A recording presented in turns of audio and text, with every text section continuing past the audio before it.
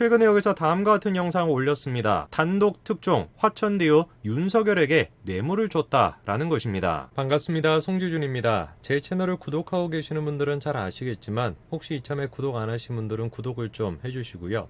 구독하신 분들은 잘 아시겠지만 제가 요즘 집중적으로 올리고 있는 한 명의 정치인이 있습니다. 그 주인공은 바로 이재명 후보인데요. 여러분도 잘 아시는 것처럼 이재명 후보에 대해서는 개인적인 논란이 꽤 있죠. 사실 꽤 정도가 아니라 심각한 수준의 개인적인 논란이 있습니다. 예전에 그래서 제가 그런 말씀을 드린 적이 있습니다. 솔직히 말씀을 드려가지고 제가 이재명 후보에 대해서 집중적으로 이렇게 다루는 게 좀 두렵다. 다른 사람은 모르겠는데 진짜로 이재명 후보는 뭔가 일을 저지를 것 같다. 그런 말씀을 드리지 않았습니까? 솔직히 말씀드려서 저는 대한민국에서 문파보다 심각한 사람들은 나타나지 않을 거다. 그렇게 생각했습니다. 아니 자기 스스로를 이런 식으로 부르는 사람인데 어떻게 이 사람들보다 더 심각한 사람들이 나타날 수가 있겠어요. 그런데 더 심각한 사람들이 나타났었죠. 그게 바로 이재명 지지자들입니다. 설령 더불어민주당이라고 할지라도 이재명을 건드리면은 집단 린치를 가하는 사람들, 그게 바로 이재명 지지자들입니다. 그럼 한번 생각을 해보십시오. 그 사람들이 같은 편이라고 할지라도 저렇게 집단 린치를 가하는데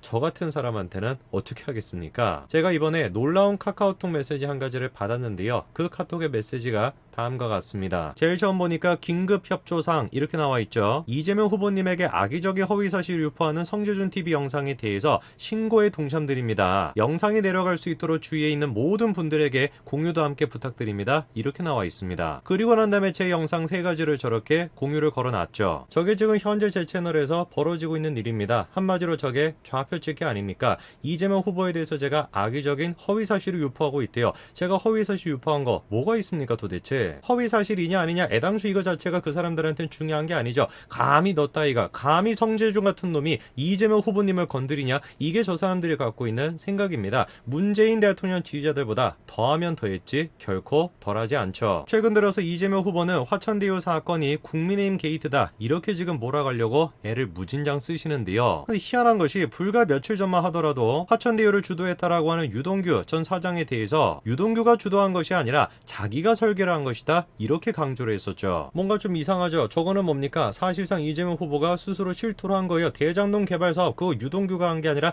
내가 한 것이다. 저렇게 실토를 한 겁니다. 이재명 후보가 저 얘기를 했던 것이 지난 14일인데요. 최근의 일입니다. 그런데 그때 논란이 됐던 것은 유동규가 선거 캠프에 있냐 없냐 이게 이제 포인트가 됐습니다. 캠프와의 연관성을 부정하기 위한 수단으로 쓸 만큼 대장동 사건이라는 것이 그렇게 쉬운 사건이 아니었다라는 거 저때까지만 하더라도 이재명 후보가 상상도 못했을 겁니다. 그런데 거짓말이라는 건 꼬리에 꼬리를 물게 되죠. 사실상 시간이 지나면서 대장동 개발의 주도자가 유동규라는 게 밝혀지고 있는데요. 잠적하고 있던 유동규가 최근에 인터뷰를 했는데 입이 지금 맞지가 않습니다. 이번에 나와서 강조하고 싶었던 거는 자기와 이재명이 연관성이 없다라는 것 같아요. 그러나 괜히 나섰다가 더 문제만 커지고 있습니다. 계속해가지고 당시 성남시 관계자들이 지금 다음과 같이 증언하고 있죠. 유동규하고 시장실이 굉장히 커뮤니케이션이 잘 됐었다. 어찌나 잘 됐던지 정상적인 절차를 뛰어넘고 진행되기까지도 했었다는 거죠. 말이 안 맞는 이유가 뭘까요? 이유가 딱 한 가지겠죠. 거짓말을 하기 때문에. 시간이 가면 갈수록 계속해가지고 화천대유 사건은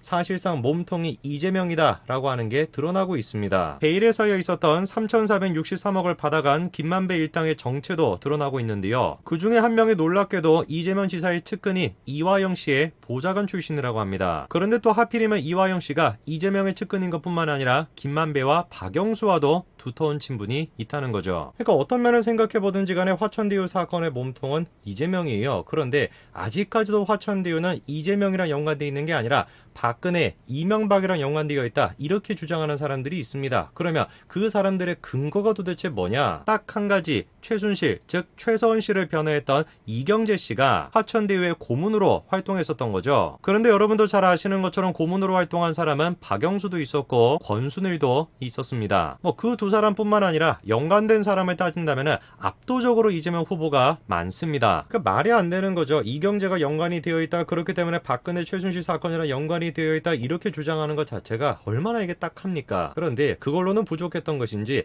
이재명 후보를 지지하는 사람들이 새로운 지금 프레임을 만들어내고 있는데요. 화천대유 사건의 몸통이 이재명도 아니고 박근혜도 아니고 이명박도 아니고 누구라는 겁니까?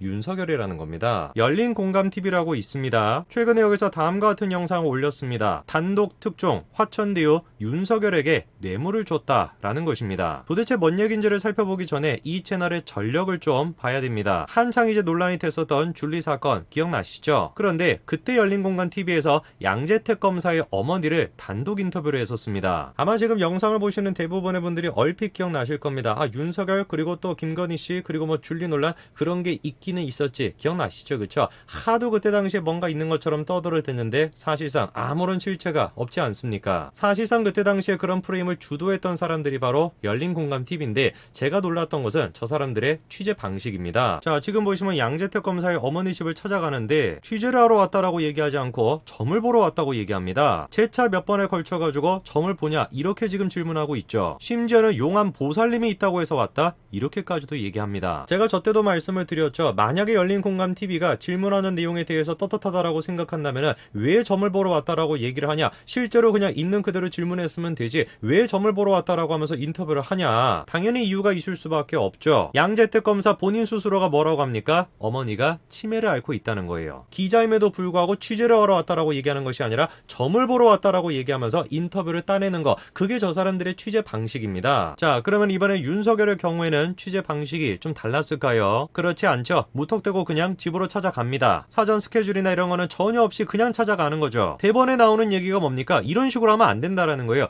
91세 노인이 저렇게 아파서 누워있는데 이런 식으로 해서 되냐 이거죠. 저 91세 노인이 누굽니까? 바로 윤석열 후보의 아버지입니다. 91세 노인이 아파가지고 누워있는데 수단과 방법을 가리지 않고 자신의 목적을 달성하기 위해서 그냥 무턱대고 들이대는 겁니다. 그리고 이 사람들이 주장하는 게 뭐냐? 천화동이 3인의 등기를 좀 보니까 사내이사로 누가 나와 있습니까? 김명옥이라고 하는 사람이 나와 있습니다. 61년생이죠. 그런데 과거 윤석열 후보의 아버지가 소유하고 있던 토지의 매매 기록을 보니까 그 토지를 누가 사갔다라는 겁니까? 천화동인의 이사인 김명옥 씨가 사갔다라는 거죠. 저게 다입니다. 윤석열 후보의 아버지가 과거에 땅을 팔았는데 그 땅을 사간 사람이 다른 사람이 아니라 천화동인 3호의 사내 이사였다라는 거, 그게 다입니다. 그리고 그거를 가지고 이 사람들이 뭐라고 하는 거예요? 왜 그거를 33억에서 35억 정도에 팔았냐? 이거 뇌물 아니냐? 이렇게 주장하고 있습니다. 열린공감TV에 지금 출연하고 있는 사람들은 기자 출신이죠. 제가 질문 한 가지 해볼까요? 뇌물이라는 게 성립이 되려면 뭐가 있어야 됩니까? 대가가 있어야 됩니다. 저런 식으로 팔아가지고 얻을 수 있는 대가가 뭐가 있습니까? 딱 한 가지 있죠. 손해가 있습니다. 손해. 오히려 손해가 대가예요. 왜? 저렇게 팔았던 금액 자체가 그때 당시 시세에 비해 가지고 싸게 팔았던 거기 때문에 사실상 손해가 났던 겁니다. 그리고 제가 또 질문해볼게요. 영상을 보시는 분들은 부동산 거래를 할 때 구매하는 사람의 신원까지 조회하고 그렇게 삽니까? 이 사람이 과거에 어떤 일을 했던 사람이고 이 사람이 누구랑 연관이 되어 있는 사람이네. 그러니까 이 사람한테 팔면 안 되겠다. 그런 사람이 어디 있습니까? 세상 천지에. 말도 안 되는 거를 지금 우기고 있는 거예요. 화천대유의 몸통이 이재명이다 라고 하는 흔들리지 않는 사실을 지금 흔들기 위해 가지고 이경재가 연관이 되어 있으니까 박근혜 전 대통령이랑 연관이 되어 있는 것이지, 윤석열 후보의 아버지랑 연관이 되어 있으니까 윤석열이 연관이 되어 있는 것이지, 말도 안 되는 것들을 지금 끼워 맞추고 있는 겁니다. 제발 좀 정신 차리시기 바랍니다. 제발 좀 진실이 무엇인지 이성의 눈을 뜨고, 아니 양심의 마음을 열고 좀 바라보시기 바랍니다. 여기까지 말씀드리겠습니다. 감사합니다.